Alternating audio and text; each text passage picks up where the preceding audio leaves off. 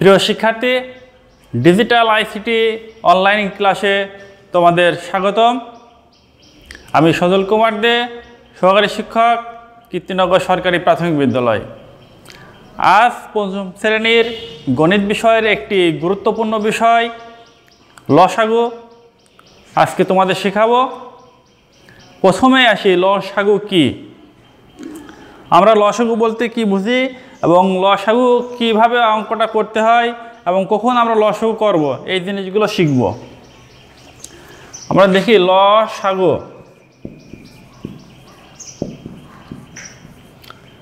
এটাকে ভাঙলে আমরা লঘিষ্ঠ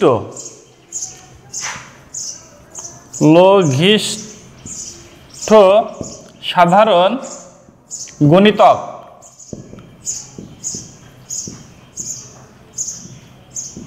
লঘিষ্ঠ সাধারণ গুণিতক। তাহলে এখানে আমরা আগে গুণিতক কীভাবে করতে হয় এই জিনিসটার উপর একটু বলি। আমরা গুণিতকটা কি, যে কোনো সংখ্যাকে যে কোনো পূর্ণ সংখ্যা দ্বারা গুণ করলে যা পাওয়া যায় সেটা হচ্ছে ওই সংখ্যার গুণিতক বলে। যেমন আমরা 3 একটি সংখ্যা, এই 3 সংখ্যাকে আমরা যে কোনো পূর্ণ সংখ্যা দিয়ে গুণ করতে পারি। যেমন 3 গুণ 1 দিলে 3ই হবে, 3 গুণ 2 সমান 6, 3 গুণ 3 সমান 3 ত্রিকে 9। এইভাবে আমরা বারবার গুণ করে বিভিন্ন ধরনের গুণিতক বের করতে পারি। তবে যদি আমরা প্রথমে বুঝতে পারি বারবার গুণ করার দরকার নাই, সেক্ষেত্রে আমরা 3-এর গুণিতক, আমরা বলব 3-এর গুণিতক আমরা লিখতে পারি 3, 6, 3 3 9, তারপরে 3 4 12, 3 5 15, 3 6 18, 3 7 21। এরকমভাবে আমরা আরও গুণিতক লিখতে পারি। আমরা যদি আর একটা সংখ্যা নিই, মনে করো একটা সংখ্যা নিলাম 4, এটা 3 নিচে, পর আর একটা সংখ্যা 4 নিতে পারি। 4-এর গুণিতক আমরা একই রকমভাবে লিখতে পারি। যদি শিক্ষার্থীরা তোমরা বুঝতে না পারো, প্রথম অবস্থায় এরকম গুণ করে নিয়ে লিখতে পারো। তাহলে 4-এর গুণিতক আমরা এরকমভাবে 4 অক্ষে 4, 4 2 8, আমরা এখানে গুণ না করেও মনে মনে গুণ করব, আর গুণফলটা এখানে যদি লিখে দিতে পারি তাহলে সেইগুলোই হচ্ছে এই 4 সংখ্যার গুণিতক হবে। 4 অক্ষে 4, 4 2 8, 4 3 12, 4 4 16, 4 5 20, 4 6 24, 4 7 28। প্রয়োজন বোধে আমরা আরও দূরে যেতে পারি। তাহলে শিক্ষার্থীরা দেখো, আমরা 3 এবং 4 দুইটি সংখ্যার গুণিতক শিখলাম। এবার আমরা দেখি এই দুইটি সংখ্যার গুণিতকের মধ্যে কোনো মিল আছে কিনা। দেখি 3 অক্ষে 3, 4, তাহলে 3 এর মধ্যে নাই, 4ও এর মধ্যে নাই। 6 কি 4-এর এই গুণিতকের মধ্যে আছে? 4 8 12 16 20 24 28 নাই। 9 শিক্ষার্থী, এই 9 সংখ্যাটুকু এর মধ্যে নাই। তারপরে আছে পরের গুণিতকটা হচ্ছে 12। এই 12 গুণিতকটা কি এই 4-এর গুণিতকের মধ্যে আছে? একটু খেয়াল করো তো। হ্যাঁ শিক্ষার্থী, আমরা দেখো এই 12 গুণিতকটি 4-এর মধ্যেও আছে। তাহলে আমরা বলতে পারি যে যদি কোনো 2টি বা 3টি এই সংখ্যার গুণিতক একটি আরেকটির মধ্যে অর্থাৎ সকলগুলোর মধ্যে থাকে, তাহলে আমরা যে মিলটা পাবো সেই গুণিতকটি হচ্ছে সাধারণ গুণিতক। এই যে 12 সংখ্যাটি 3-এর মধ্যেও আছে এবং 4-এর এই দুটি গুণিতকের মধ্যেই থাকছে। তাহলে আমরা এই দুটি সংখ্যাকে বলবো সাধারণ গুণিতক। সাধারণ গুণিতক। তাহলে প্রথমে আমরা শিখলাম গুণিতক, তারপরে আমরা গুণিতক থেকে সাধারণ গুণিতক বের করলাম। তাহলে পরীক্ষায় যদি আসে এরকমভাবে তোমরা গুণিতক এবং সাধারণ গুণিতক লিখতে পারবে। যদি একাধিকবার বের করতে হয় প্রয়োজনে আমরা আরও গুণিতক লিখবো, অবশ্যই মিল পাবো। সেক্ষেত্রে আমরা আর একটু সুন্দর করে যদি লিখতে পারি, যেমন 3 ও 4 এর সাধারণ গুণিতক। আচ্ছা, এবার আমরা দেখব যে লঘিষ্ঠ সাধারণ গুণিতক বলতে কি বোঝায়। যদি আমরা আরও কয়েকটি গুণিতক বের করতে পারতাম তাহলে আরও ভালো হতো। আর একটু যদি আমরা দেখি 21, তাহলে 3 7 21, 3 8 24, 3 9 27, 3 10 30। আমরা 4 অর্ধ একটা গুণিতক লিখি, 4 8 32, 4 9 36, 4 10 40। তাহলে শিক্ষার্থীরা দেখো এখানে আর কোনো গুণিতকের মিল আছে কি না। শিক্ষার্থীরা দেখো 15 আছে, নাই। 18 নাই। 21 নাই। তারপরে গুণিতকটি 24, হ্যাঁ 24 সংখ্যাটি আমরা 4 গুণিতকের মধ্যে পেয়েছি। তাহলে এখানে আরেকটা গুণিতক পেলাম, সেটা হচ্ছে 24। দেখো আমরা তাহলে দুটো সাধারণ গুণিতক পেয়েছি, সেটা হচ্ছে 12 এবং 24। তাহলে এই 12 এবং 24 দুইটা যে সাধারণ গুণিতক পেয়েছি আমরা, এই দুইটি গুণিতকের মধ্যে সবথেকে ছোট কোনটা? শিক্ষার্থী নিশ্চয় 12। তাহলে আমরা দুইটি গুণিতকের মধ্যে 12 সংখ্যাটিকে সবচেয়ে ছোট বলছি। এই কারণেই আমরা বলতে পারি যে লঘিষ্ঠ সাধারণ গুণিতক 12। এই লঘিষ্ঠ সাধারণ গুণিতকটিকে আমরা সংক্ষেপে লসাগু বলতে পারি। তাহলে আমরা লিখতে পারি সুতরাং লসাগু সমান 12। লঘিষ্ঠ মানেই ছোট। শিক্ষার্থী এইটে বুঝতে হবে এই কথাটি, যে লঘিষ্ঠ মানে ছোট। আচ্ছা শিক্ষার্থী, এরপরে আমরা আর কিভাবে লসাগু বিষয়টি সমাধান করা যায় সেই প্রক্রিয়াগুলোর নাম জানব। আমরা এতে গুণিতক প্রক্রিয়ার মাধ্যমে শিখলাম, আরেকটা আছে উৎপাদক প্রক্রিয়ায়। তারপরে আমরা শিখব হচ্ছে আরেকটা প্রক্রিয়া আছে ভাগ প্রক্রিয়ায়।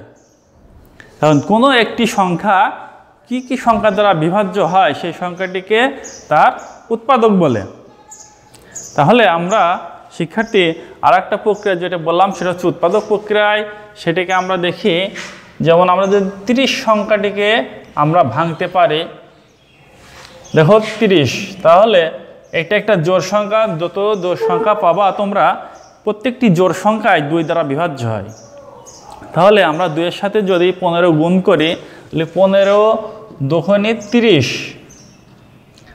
আবার দেখো শিক্ষার্থী 15টাকে ভাঙা যায় কিনা, তাহলে আমরা এখানে 2 লিখলাম, তারপরে 15, 3 5 15, তাহলে 2 গুণ 3 গুণ 5। তাহলে শিক্ষার্থী দেখো 3 5 15, 15 দুগুণে 30। যদি পরীক্ষায় এই পদ্ধতিতে অঙ্ক নাও করো, অনেক ক্ষেত্রে শর্ট কোশ্চেনের সময় তোমাদের আসে যে 30-এর বা 60 বা যে কোনো একটি সংখ্যা দিয়ে থাকতে পারে, তার মৌলিক উৎপাদকগুলো লেখো, তখন এই প্রক্রিয়াটি কাজে লাগবে। আমরা গুণ আকারে না করেও অনেক সময় ভাগ প্রক্রিয়া উৎপাদক বের করতে পারি। কিভাবে? পরে সেই সংখ্যাগুলোকে আমরা এইভাবে প্রকাশ করব, যেমন 2 দিয়ে 30-এ যদি ভাগ করি, আমরা দেখো শিক্ষার্থী 15 দুগুণে 30, তাহলে 2 দিয়ে 30-কে ভাগ করার পরে আমরা 15 সংখ্যাটি পেলাম। এইবার দেখো শিক্ষার্থী 15কে কিভাবে ভাগ করা যায়। 3 5 15। শিক্ষার্থী দেখো এখানে 2 গুণ 3 গুণ 5, এইভাবে আমরা লিখতে পারি। আমরা শিক্ষার্থী যদি আরও কয়েকটি সংখ্যা নিই, তাহলে তোমাদের উৎপাদকের সাথে লসাগু তোমরা করতে শিখবে। তবে আমরা সবথেকে সহজ যে নিয়ম, সেটাই তোমাদেরকে সমস্যার সমাধান করার ক্ষেত্রে দেখাবো, সেটা হচ্ছে ভাগ প্রক্রিয়ায়। শিক্ষার্থী এবার আমরা ভাগ প্রক্রিয়ায় লসাগু করতে পারি। কারণ গুণিতক প্রক্রিয়ায় অনেক সময় দেখা যায় যে অনেক বড় বড় সমস্যার ক্ষেত্রে অনেক দূর চলে যাওয়া লাগে। সেক্ষেত্রে গুণিতক বের করতে অনেক সমস্যা এবং সময় সাপেক্ষ হয়ে যায়। এই কারণে আমরা সবথেকে সহজ পদ্ধতি আমরা ভাগ প্রক্রিয়ায় শিখব। আমরা যে কোনো একটি সংখ্যা নিই, প্রথমে 4। হ্যাঁ শিক্ষার্থী, আর একটা সংখ্যা নেই, মনে মনে ভাবো। আমরা 6 নিতে পারি, 8 নিতে পারি। 6 নিয়ে আমরা 4 আর 6-এর আমরা ভাগ প্রক্রিয়ায় লসাগু করি। তো 4 আর 6। তাহলে শিক্ষার্থী দেখো, প্রথমে আমরা দেখবো যে 2 দ্বারা বিভাজ্য যায় কিনা। যদি জোড় সংখ্যায়, আগেই বলেছি প্রত্যেকটি সংখ্যায় জোড় হলে 2 দ্বারা বিভাজ্য হয়। তাহলে আমরা দেখি যেহেতু 4 আর 6 দুটোই জোড় সংখ্যায়, 2 দ্বারা ভাগ করি। 2 দিয়ে 4, 2 দিয়ে 6কে ভাগ করলে হয় 3। শিক্ষার্থী দেখো আর ভাঙা যাচ্ছে না, কারণ 2 এবং 3 দুইটা আছে মৌলিক সংখ্যা। তাহলে 2, 2, 3 আমরা এখন লসাগু করি। সুতরাং লসাগু কি হবে?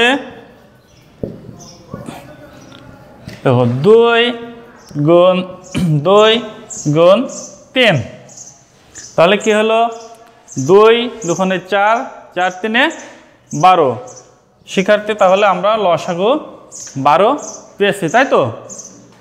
এখন শিক্ষার্থী অনেক সময় দেখা যায় যে ভাগ প্রক্রিয়ায় লসাগু করার ক্ষেত্রে আমরা ভাঙতে পারি না। অনেকেই এই সমস্যাটাই পড়ে, বুঝতে পারে না স্যার কী করব। হ্যাঁ, অনেক সময় দেখা যায় যে 2টি সংখ্যা যদি থাকে, একটি সংখ্যা মৌলিক আরেকটি সংখ্যা যৌগিক, অথবা দুটোই মৌলিক হতে পারে, তখন কি সেই সংখ্যাগুলোকে আমরা ভাগ করতে পারি না। আমরা খেয়াল করব যে লসাগু করার সময় ন্যূনতম 2টি সংখ্যা যদি ভাগ না করা যায়, তার লসাগু করা একটু কঠিন হয়ে যায়। তখন কিভাবে করব? যেমন শিক্ষার্থী এখানে আমরা 3 লিখলাম, তারপরে 5।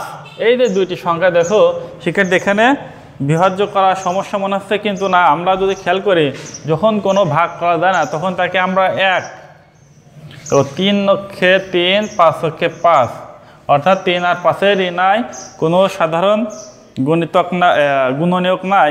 সেই কারণে 3 আর 5 এক দ্বারাই বিভাজ্য হয়েছে। এখন আমরা তাহলে লসাগু কত হবে? 3 গুণ 5 সমান 15। তাহলে যদি এই জিনিসটা আমরা আগেই বুঝতে পারি, তাহলে আমরা সরাসরি সেই সংখ্যাগুলো গুণ করতে পারি। তখন আমরা গুণ করে দেব। তাহলে আমরা বুঝতে পারলাম যে যখন বিভাজ্য করা অর্থাৎ ভাগ করা যায় না, তখন আমরা 1 দিয়ে বিভাজ্য দেখাতে পারি। 1 দিয়ে বিভাজ্য দেখানোর পরে আমরা গুণ করতে পারি, বা লিখতেও পারি যে এই সংখ্যাটির কোনো সাধারণ গুণনীয়ক নাই। সুতরাং এর লসাগু হবে 3 গুণ 5 সমান 15। শিক্ষার্থী যদি তোমরা বুঝতে পারো, তাহলে আমরা পরের আরেকটা বিষয় যাই। এবার সমস্যার সমাধান কীভাবে করব, কখন লসাগু করব সেটা বোঝাবো। এখন কখন লসাগু করতে হবে? দেখা যাচ্ছে যে 5ম শ্রেণীতে আমরা লসাগু গসাগু 2টি বিষয় আমরা শিখে থাকি 5ম অধ্যায়ে। এখন বিশেষ বিশেষ কিছু সমস্যা দেওয়া থাকে, সেই সমস্যাগুলো কোনটি লসাগু এবং কোনটি গসাগু করব। লসাগু করার ক্ষেত্রে আমরা দেখব যে ন্যূনতম কমপক্ষে কত সময় পর একত্রিত মিলিত হবে, এই জাতীয় যদি কোনো লেখা আমরা প্রশ্নের সমস্যার ক্ষেত্রে পাই, তাহলে আমরা বুঝতে পারবো যে এইগুলো লসাগু করতে হবে। যেমন আমি এখানে তোমাদের 2টি সমস্যা তুলে ধরেছি। দেখো বলছে যে 4টি ঘন্টা একত্রে বেজে পরে 5, 7, 12 এবং 15 মিনিট অন্তর বাজতে লাগলো। এখন প্রথম সমস্যা বলছে যে প্রথম, তৃতীয়, চতুর্থ ঘন্টা বাজার সময়ে লসাগু নির্ণয় করো। এখন সরাসরি বলে দিয়েছে যে লসাগু করতে হবে। তাহলে আরও সহজ হয়ে গেল বিষয়টা। তাহলে প্রথম 5, তারপরে আছে তৃতীয় 12 এবং 15, চতুর্থ সংখ্যাটি হচ্ছে 15। তাহলে এই যে 4টি ঘন্টার সময়, তাহলে আমরা 5, প্রথম 5, তারপরে হচ্ছে তৃতীয় 12, তারপরে চতুর্থ সংখ্যাটা হচ্ছে 15। এই 3টি সংখ্যার আমরা লসাগু করব।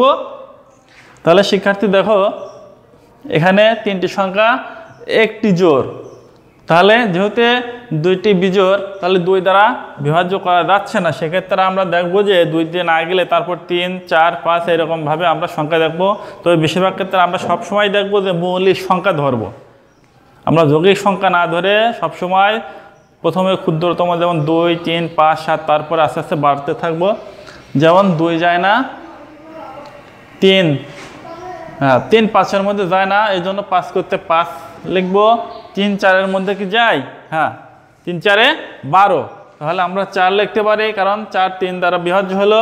এক্ষেত্রে 3 15-এর মধ্যে কতবার যাবে? 3 5 15, তাহলে আমরা 5 লিখলাম। এরপরে শিক্ষার্থী দেখো এখানে 5 4 5, তাহলে এই সংখ্যাগুলো এখানে আমরা 5 দ্বারা বিভাজ্য হচ্ছে। 5 5-এর মধ্যে কতবার যায়? 5 5-কে ভাগ করলে আমরা 1 পাই। এগুলো অনেক ক্ষেত্রে মনে করতে পারো যে ভাগফল, আমরা ভাগ করার পর যে ফলটা পাচ্ছি সেটি লিখবো। 5 4-এর মধ্যে যায় না, সুতরাং 4টাকে আমরা ওইভাবে রেখে দেব।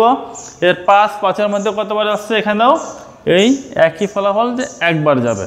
তাহলে আমরা এখানে এবার সরাসরি লসাগুটা নির্ণয় করে ফেলি। তাহলে কি হবে? সুতরাং লসাগু সমান 3 গুণ 5 গুণ 4। শিক্ষার্থীরা 1 লেখা হয় না, কারণ 1 দিয়ে যাকেই গুণ করা হয় সেই ফলটাই আসে, এ কারণে 1 লেখা হয় না।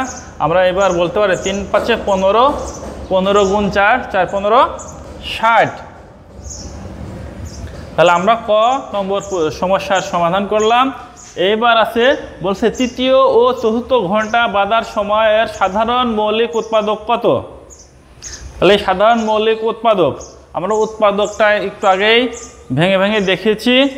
এখন তৃতীয় সংখ্যাটি কত? 12 এবং 15।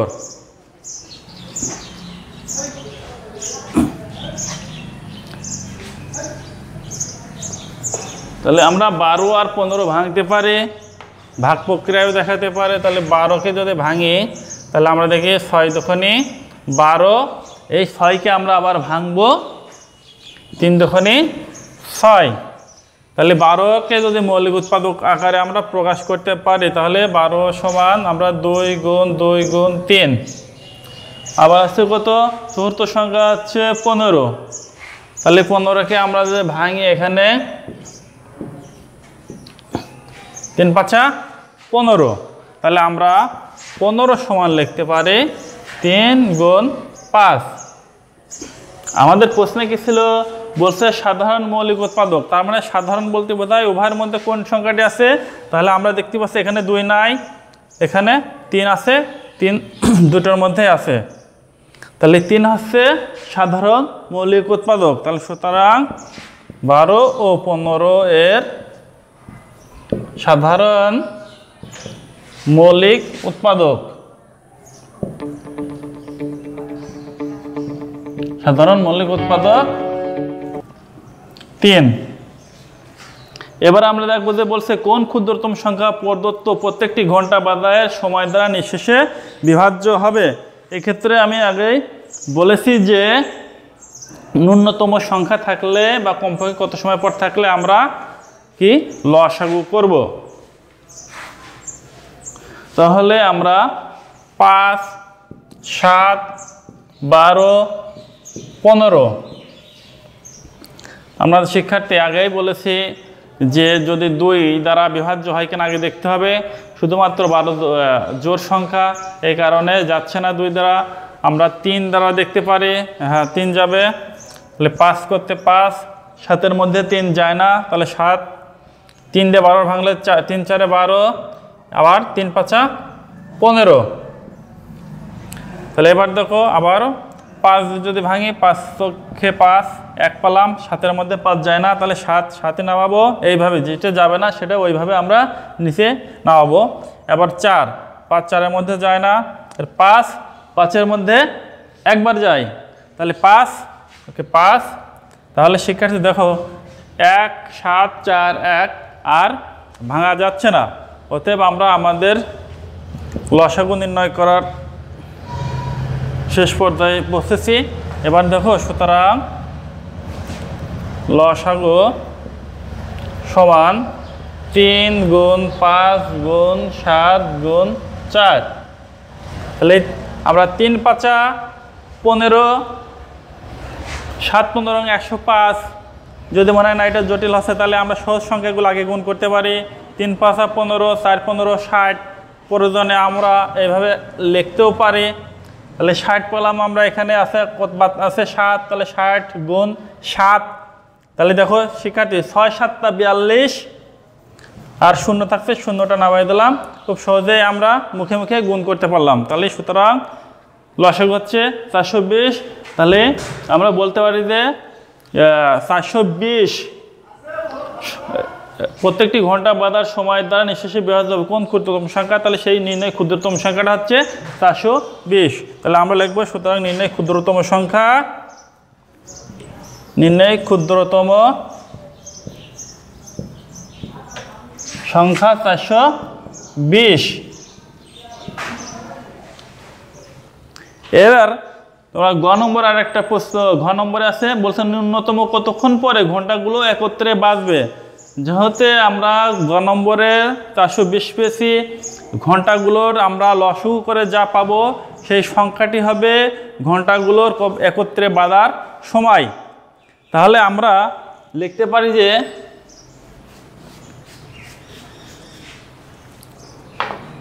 420 মিনিট পরে ঘন্টাগুলো একত্রে বাজবে। আমরা ঘ নম্বরে লিখি যে গ থেকে পাই ঘন্টাগুলো 420 মিনিট পর একত্রে বাজবে। আমরা ঘ নম্বরে আবার লসাগু নির্ণয় করেও দেখাতে পারি, তবে প্রয়োজন নাই, যেহেতু আমরা গ নম্বরে ওই কাজটি করেছি। এর জন্য আমরা সৃজনশীল অঙ্কের ক্ষেত্রে এরকম লিখতে পারি যে গ থেকে পাই। তাহলে আমরা দেখছি যে 420 মিনিট পর একত্রে বাজবে। অনেক সময় দেখা যায় যে কত ঘন্টা পর একত্রে বাজবে, তখন আমরা শিক্ষার্থী কী করব। তাহলে আমরা জানি যে 60 মিনিট সমান 1 ঘন্টা, 60 মিনিট সমান 1 ঘন্টা। তারপরে তাহলে আমরা 420 মিনিট সমান কত ঘন্টা, তাহলে 420 মিনিট সমান 420 ভাগ 60 ঘন্টা। তাহলে 420কে 60 দ্বারা যদি ভাগ করতে পারি তাহলে আমরা 7 পাবো। তাহলে আমরা বলতে পারি 7 ঘন্টা। তাহলে 7 ঘন্টা পর ঘন্টাগুলো একত্রে আবার বাজবে। তাহলে আমরা লিখে দেবো যে 7 ঘন্টা পর ঘন্টাগুলো একত্রে বাজবে। শিক্ষার্থী তোমরা নিশ্চয়ই বুঝতে পারছো, আমি তোমাদের সুবিধার জন্য আরেকটি সমস্যা এখানে তুলে ধরেছি। সেটা হচ্ছে বলছে যে ফরহাদ প্রতি সারিতে 10, 12, 15টি চারা রোপণ করে, তবে কমপক্ষে ক নম্বর সৃজনশীল হচ্ছে কমপক্ষে কতটি চারা রোপণ করলে প্রতি ক্ষেত্রে কোনো চারা অবশিষ্ট থাকবে না। তাহলে আমি আগেই বলেছি ন্যূনতম কমপক্ষে এরকম জাতীয় ভাষা থাকলে সেগুলোকে আমরা লসাগু করব। তাহলে এটাও লসাগুই করতে হবে। তাহলে 10, 12, 15, তাহলে সরাসরি আমরা 10, 12, 15 এর লসাগু করি। তাহলে এখানে দেখো শিক্ষার 10 আর 12 দুটো জোড় সংখ্যা, তাহলে 2 দ্বারা যাবে। 2 দিয়ে 10কে যদি ভাগ করি আমরা 5 পাবো। তারপরে 6 দুখানি 12, 2 দিয়ে 15কে ভাগ করা যায় না, কারণ 15 এটা বিজোড় সংখ্যা, তাহলে 15 এভাবে রাখবো। এবার দেখি 3 দিয়ে যায় কিনা, 3 5-এর মধ্যে যায় না, তাহলে 5 করতে 5, 3 দুখানি 6, 3 5 15। এবার 5 2 বার আছে, তাহলে নিশ্চয়ই 5 আবার যাবে। 5 একে 5, 2 করতে 2, 5 একে 5। সুতরাং আমরা লসাগু বের করব 2 গুণ 3 গুণ 5, 2 গুণ 3 গুণ 5 গুণ 2, তাহলে 3 দুখানি 6, 5 30, দুখানি 60। তাহলে আমরা বলতে পারছি যে এখানে কমপক্ষে 60টি চারা রোপণ করলে প্রতি ক্ষেত্রে কোনো অবশিষ্ট চারা থাকবে না। এখানে আমরা লিখে দেবো যে কমপক্ষে 60টি চারা রোপণ করলে প্রতি ক্ষেত্রে কোনো চারা আর অবশিষ্ট থাকবে না। তাহলে দেখো এবার পরের প্রশ্নে যাই আমরা। বলছে যদি চারার সংখ্যা 68টি হতো তাহলে কয়টি চারা অবশিষ্ট থাকতো। তাহলে আমাদের চারা লাগছে কতটি, 60টি। এখন বলছে যে কতটি চারা, যদি 68টি চারা থাকতো তাহলে কয়টি অবশিষ্ট থাকতো। তাহলে আমরা ক থেকেই পাবো যে মোট চারা লাগছে হতে 60টি। তাহলে চারা অবশিষ্ট থাকতো, চারা অবশিষ্ট থাকতো সমান 68 বিয়োগ 60 সমান 8টি। তাহলে শিক্ষার্থী দেখো সহজে আমরা বুঝতে পারছি যে যেহেতু 60টি চারা লাগছে, চারার সংখ্যা যদি 68 হতো তাহলে আমার 8টি চারা অবশিষ্ট থাকতো। এবার আমরা নেক্সট প্রশ্নে যাই। গ নাম্বার বলছে যে প্রতি ক্ষেত্রে 2টি চারা অবশিষ্ট থাকতো, তাহলে চারার সংখ্যা কত হতো? তাহলে এইবার আরো একটু কৌশল অবলম্বন করছে, 2টি চারা যদি অবশিষ্ট থাকতো, যেহেতু আমার চারা লাগছে 60টি, তাহলে 2টি অবশিষ্ট থাকলে কতটি হতো? তাহলে 60 যোগ 2। তাহলে আমরা এবার গ নম্বরে লিখব যে চারার সংখ্যা হতো সমান 60 যোগ 2 সমান 62টি। শিক্ষার্থী আমার মনে হয় লসাগু করার ক্ষেত্রে তোমাদের আর কোনো সমস্যা থাকার কথা না। আমরা অঙ্ক করার ক্ষেত্রে বেশি কিছু লেখার দরকার নাই, প্রয়োজনীয়টুকু লিখে সমস্যার সমাধান করা খুব সহজেই করা যায়। আর অঙ্কের ক্ষেত্রে বাহুল্যতা বর্জন করা অবশ্য বেশি কিছু লেখার দরকার নেই। আমার মনে হয় এগুলো ফলো করলেই তোমরা খুব সমাপনী পরীক্ষার জন্য ভালো করতে পারে। আজকে তোমাদের এ পর্যন্তই। তোমাদের ধন্যবাদ জানিয়ে আজকের ক্লাস এখানে সমাপ্ত করছি। পরবর্তী ক্লাসে তোমাদের সাথে দেখা হবে।